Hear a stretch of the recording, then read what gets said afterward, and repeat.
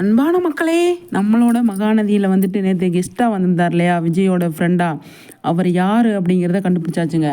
அவர் வந்து பயங்கரமாக வந்து சூப்பராக ஆக்டிங், அதாவது நடிப்பு சம்மந்தப்பட்டது அவர் கிடையாது. அவர் வந்து ட்ரக்கிங் தான் நிறைய போவார் போல், நிறைய மலைப்பிரதேசங்களுக்கு போயிருக்காரு, அந்த மாதிரி பர்சன். ஆனால் நேற்று வந்து ஒரு சீனு தாங்க வந்தார், எல்லார் மனசையும் கொள்ளையடிச்சிட்டாரு அப்படின்னு தான் சொல்லணும்.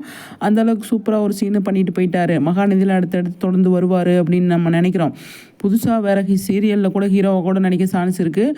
ஆனால் இந்த இதில் வந்து சூப்பராக பண்ணிட்டு போயிட்டாரு. அடுத்தடுத்து சீனில் அவர் வந்தால் நல்லாயிருக்கும், விஜய்க்கு ஃப்ரெண்டாக வந்து நல்லாயிருக்கும், வந்தால் சூப்பராக இருக்கும் அப்படிங்கிறத நிறைய பேர் கமெண்ட்ஸில் அதை தான் சொல்லியிருக்காங்க அப்படின்னு சொல்லி நம்மளோட இதில் சொல்லியிருக்காங்க. ஆனால் கன்சல்ட் பண்ணுங்கள் அப்படிங்கிறது தான். ஆனால் அந்த அந்த ஃப்ரெண்டு சொன்னார் இல்லையா, ஏய் அம்மா வீட்டுக்கு போயிருக்காங்கன்னு சொல்லுடா அப்படின்னு. அதுக்கப்புறமா வந்துட்டு 70,000 சம்பளம் தரேன் அப்படின்னு சொல்லிட்டு அந்த 2 டைலாக் தான் அவர் பேசினதேவும் மக்கள் மனசில் அவ்வளோ இடத்த பிடிச்சிட்டாரு அப்படின்னு தான் சொல்லணும். அந்தளவுக்கு சூப்பராக வந்து பண்ணிவிட்டு கலக்கி விட்டு போயிட்டார். அவர் யார்ரா அப்படின்னு தேடுற அளவுக்கு வந்து பயங்கரமாக சூப்பராக பண்ணிட்டாரு அப்படின்னு தான் சொல்லணும். விஷ்ணு, அவர் பேர் வந்து விஷ்ணு.